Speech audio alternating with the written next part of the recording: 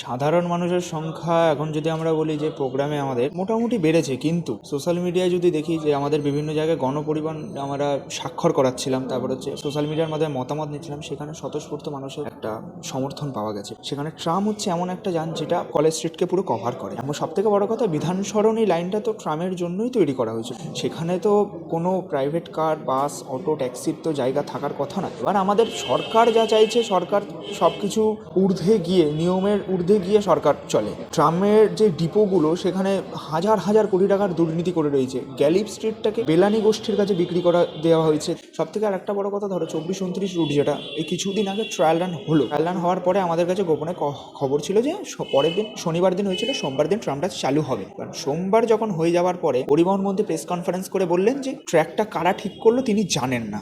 একটা কর্পোরেশনের একটা জমির ওপরে ট্র্যাক ঠিক করছে, সেটা তারা জানেন। একটা তো মিথ্যার আশ্রয় ছাড়া তার কিছুই নেই।